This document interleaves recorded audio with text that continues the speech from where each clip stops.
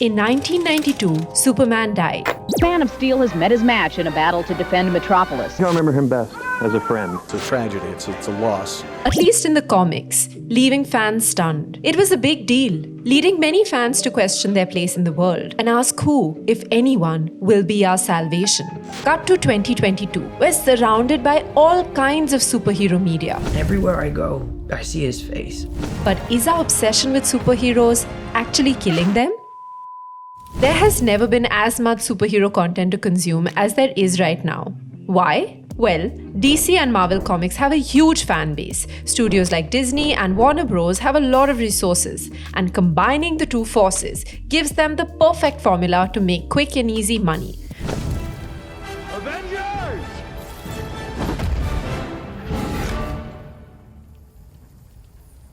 Assemble. But there's a huge problem with what this does to the storytelling. Once upon a time, DC and Marvel Comics would use the superhero to reflect people's anxieties about pressing political, social, and cultural issues. Golden Age icons like Batman, Superman, and Captain America were war heroes. They represented a nation's anxieties at a time of intense ideological conflict.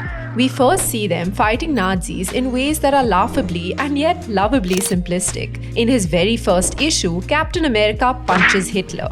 Comic historian Andrew Wall explains how Captain America comics would explore American anxieties through the decades. He spent time being disillusioned in the wake of the Watergate scandal, then went on to fight terrorists in the Middle East post 9/11, then got more introspective about that too, as the war became unpopular. The X-Men were hated by most of society simply because they were mutants, despite them not having any bad intentions. Intentionally or not, this became a powerful reflection of popular sentiments about civil rights. Skin color prejudice?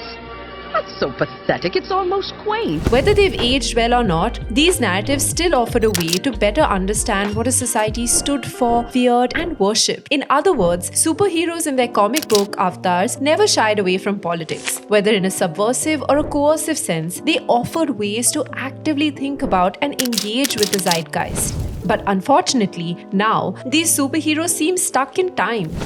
Time loops. How lovely.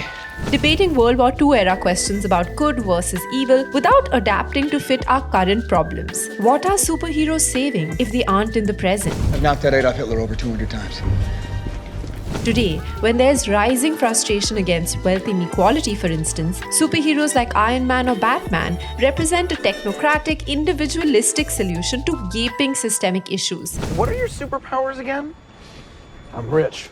It's a bit like expecting Elon Musk to realistically solve climate change. He claims he can do it, but who's buying it? The defining issues of our times are economic inequality, global authoritarianism, climate change. And when you add to that an unprecedented pandemic, it becomes hard to buy into superpowers saving the day. You might counter this by saying that the new crop of superhero content is doing a great job with diverse representation, challenging the outdated idea of a white cis male superhero. But despite the more overt diversity, representation is often the end itself, rather than a vehicle for nuanced explorations of good, evil, and the shades of grey between. Although to studios' credit, villains are getting more complex. Take Thanos' Malthusian solution to saving the world, or Killmonger's genocidal impulse for racial justice.